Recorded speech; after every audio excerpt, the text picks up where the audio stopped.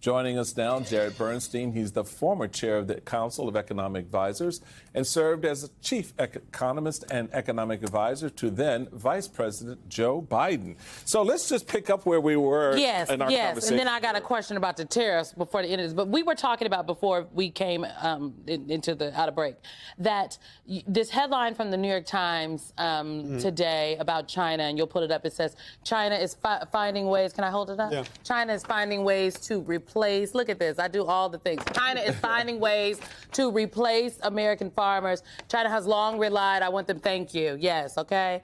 So they've long relied on U.S. for soybeans, but with new steep tariff, it's likely to look to even more Brazil and Argentina. Right. And we were talking about the fact that, like, China has, we played on our show. The Chinese government has said that they do not care about what they may lose from America because they have, and I'm paraphrasing, but they've been here for 5,000 years and they plan to be here for 5,000 years more, that they are not budging and that they will not be negotiating. And now they're going elsewhere. Yeah, once you lose your supply chain, it's really hard to get it back, which is why American farmers are so deeply upset about this policy. Even those who would support Trump electorally are worried about this. Now, the U.S.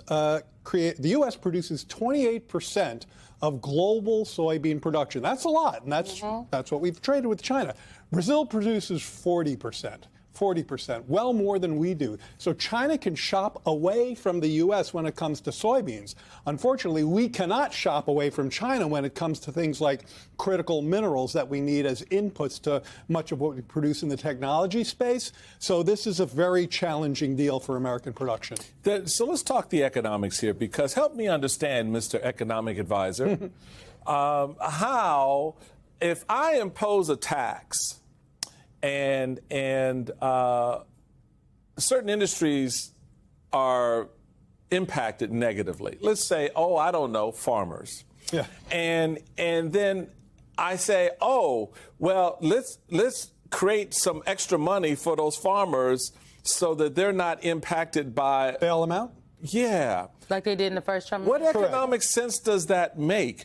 And what does that tell you, or what should it tell you as an administration, that maybe your first move, imposing the tax, was a boneheaded move, that you now have to go spend extra money you ordinarily would not have to spend to bail out industries that are impacted? You're way too rational about all this. Oh, my God. I agree with you 100%. And it's Sunday morning. Yeah, no. Look, the idea here is you're fixing something you didn't need to break in the first place. And Simone just correctly pointed out, what not everybody's going to remember, they did this in Trump 1. They bailed out the farmers, and the trade system for agriculture, which is why the farmers are so unhappy, was actually going fine. I mean, we sold lots of our agriculture to other countries, which is why you see farmers getting so unhappy, because export markets are so critical to them. You know, this whole business of how other countries are ripping us off. In fact, much of what happens in trade, and China does violate this, so let's be clear about this, much of what happens in trade, the vast majority, are two parties agreeing that I'm going to sell you this for this price and you're going to sell me that for this price. There's no ripping off going on at all. And to take export markets away from farmers in a way that China is actively restructuring their supply chain, that is lasting damage. So this headline is the difference. The fact that China is now finding ways to replace American farmers. American farmers, you're going to SOL here, because there's nothing Donald Trump is going to be able to do to fix that once it's done. If we were the only country making soybeans, China would have a different. Have a problem. They wouldn't be able to go to the different grocery store, as it were. But in fact, Brazil produces a larger share of the global supply than we do. I mean, the beef is also, I just think about, I interned in Beijing in college, and I remember going to a restaurant, I'm from Nebraska, and seeing Omaha beef on the menu at a very particular restaurant. And the exporting, the farm, this is how people are sustaining their families, sustaining communities. These are jobs. And when we do not have the people who are buying the soybeans, the beef, right, some of the things that we do make here in America, okay, we are farmers, people. Our agriculture industry is strong. We're not making clothes, but we're highly productive. Probably the most productive farming industry in the world. See, look at this. This is American exceptionalism. But Trump doesn't appreciate that. But can we talk about these tariffs? Yeah. On the tariffs, now, I'm no economics major, okay?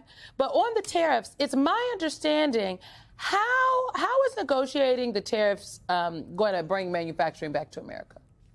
It's not. Okay. Because that's what Donald Trump said he wanted to do. And I'll tell you why it's not. Because half of what our manufacturers import, what they buy from other countries, is input into their own production. In economics, it's called... Give us an example. Intermediate goods. We just talked about one. They're called rare earths, but really what it means is a set of minerals that we don't produce here. We actually mine some of them, but we don't refine them. We don't process them. So in order to get the magnets and the germanium, there's technical names for all these metals that go into missiles, into drones, into cars, into computers, we have to import them. Many of those goods are made here. Half of our imports are inputs into our own manufacturing. So when you make them more expensive, you make U.S. manufacturing less competitive. And that's why this didn't work in Trump 1. He actually put our manufacturing sector into a bit of recession, and it's why it won't work in Trump 2. Now, let me make one other point. That doesn't mean that our government should abandon the notion of domestic production here, in this country. I think that sometimes you can go too far the other way and say, oh, well, we're just toast. We can't do anything for our manufacturing workers. I think that's both politically a mistake, but also economically. And in the Biden administration, we found a way using more carrots than sticks to really incentivize domestic production in key sectors, including key energies, batteries, EVs, and so on. So I don't want people to take the message from this that there's nothing we can do to help places that have been hurt by globalization, but what they're doing is going to hurt those places. The battery plants in Kentucky are something that Governor Bashir ran on re-election on. Yeah, I look. The CHIPS Act. The CHIPS Act is a very good example. So while China is looking to replace the American farmer because it's basically saying they got no F's left for the U.S. when it comes to this. To put it Sunday morning, my man. I know. That's why I kept it clean. He did. I kept it clean. But you do have our European allies who figured out that they need, in order to deal with this administration, a direct line to Trump, noting through the European Union, though the European Union has considerable heft in trade and regulations, Trump's trade advisor, Peter Navarro, has regularly declined to meet European officials. Conversations on trade with Commerce Secretary Howard Lutnick have been friendly and even sympathetic. But it has been clear to European officials, here's where you drop the beat right here, that he does not speak for the administration. Trump alone is making policy decisions, and they may change without notice. So we're clear, and I've been saying this for the 10 years that we've been in this vortex of Trump, that nothing happens in that orbit without his command and control of it. And it doesn't matter your title or position, from Secretary of State to Economic Advisor to Secretary of Commerce, that he is the one that everyone ultimately has to deal with. So in the final analysis, this economic policy is a reflection of the thinking of one man. Correct. And our European allies now are saying, we're going to have to deal with him directly. How does that work? As a former economic advisor, how does that go around work if you're Howard Lutnick or Peter Navarro? It works very badly, as you can see right now. If you talk to 4 Trump administration officials about what this tariff policy is supposed to do, I guarantee you're going to get 8 answers. And you're going to get 8 different answers at 10 a.m. than you are at 5 p.m. Yes. Because Trump is extremely transactional and whimsical. And at the end of the day, he doesn't understand or care about any of the details. By the way, he went to Wharton. Yeah, well...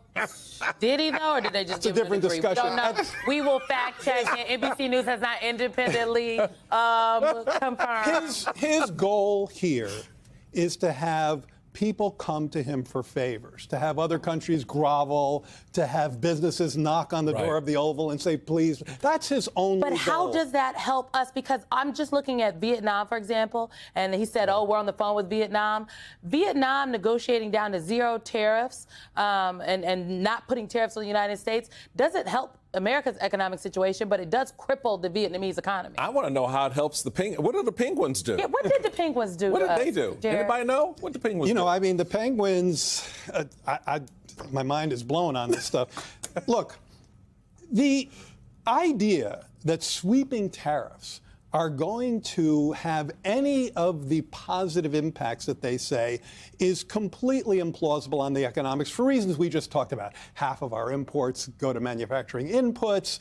We don't make a lot, we don't make coffee and bananas here. We're not going to. Maybe if they accelerate global warming, we have a better hope of that. But let's not go there. So the basic foundation of this is broken. So what happens? Again, you get administration officials explaining different rationale depending on where Trump's whiplash is on that moment. And the markets, who are a pretty good arbiter, like them or hate them, they're a pretty good arbiter of what's happening in the near term around the next corner, have shown that this is not only bad for stocks and the kind of wealth effects we've seen with trillions of dollars in wealth losses.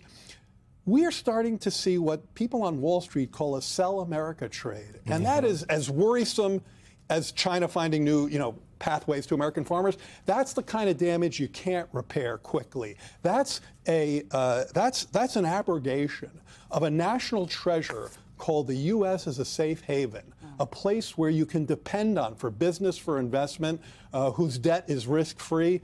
Once you start screwing around with safe haven status, you're really threatening long-term damage. It's giving uncertainty. Jerry Bernstein.